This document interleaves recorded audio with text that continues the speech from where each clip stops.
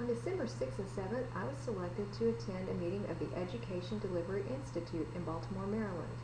The meeting was about gap closure, and the goal is to decrease the gaps in achievement of our different student subpopulation, and specifically about how using the delivery approach can help achieve that goal.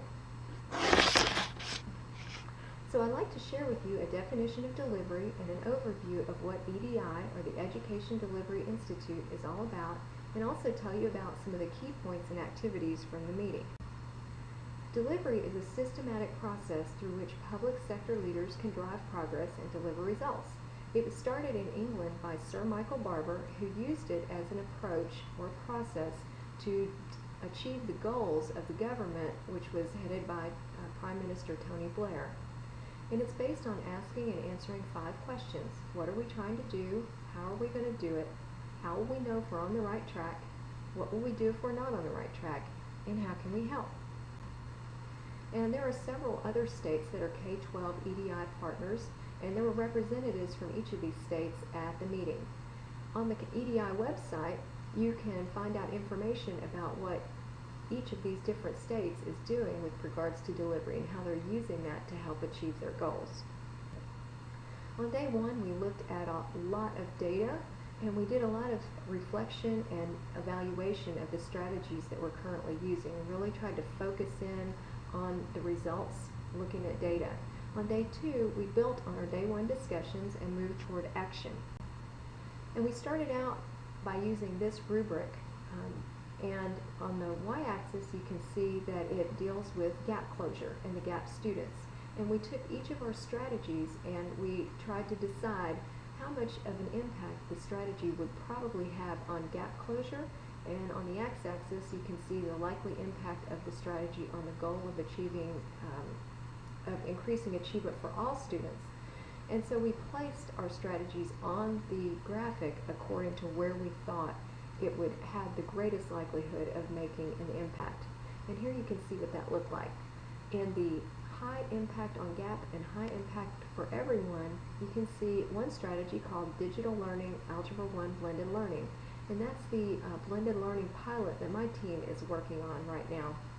Blended learning is a teaching method that incorporates the best of face-to-face teaching methods and online learning. And we thought that it would have a high impact overall because of the potential to personalize learning for each student and meet their needs.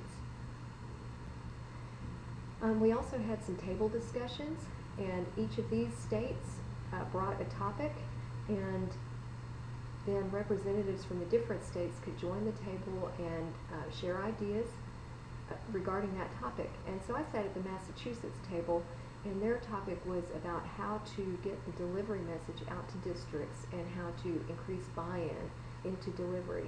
And so I was able to share some of what I've seen Dr. Holliday do as he communicates with the districts. And one of the highlights of the meeting, I thought, was a visit from Dr. Lori Barron. She's a principal from Georgia, middle school in Georgia, and she talked about how her school has been making great progress in closing achievement gaps. And she brought lots of data, and she is very, she uses data a lot in her school, but it was the stories, I think, that really got everybody's attention. We all love a success story, and her school was needed lots of improvement when she came, but in just a few short years, her gap students have been making great progress and are either meeting or close to meeting the state averages in the different subject areas. So it was really a highlight to hear her speak. And this was all part of, at the very end of the meeting, we had to come up with a 30, 60, 90-day plan, which would tell how we plan to use what we learned at the meeting in our work. So my 30-day plan was to create a short presentation on key points from the meeting to share at a weekly branch meeting. My 60-day plan, do, study, act is to develop a process for teachers on using blended learning to personalize for students. And my 90-day plan, do, study, act is to write a plan for new strategies for using blended learning to close achievement gaps in other content areas. And then I'll conclude with a plus delta activity in which I would ask participants to, on Post-it notes, write down the things that they learned or the things that they thought were positive from my presentation, and then deltas would be things they still have questions about, things they didn't understand, or things they think I could have improved upon.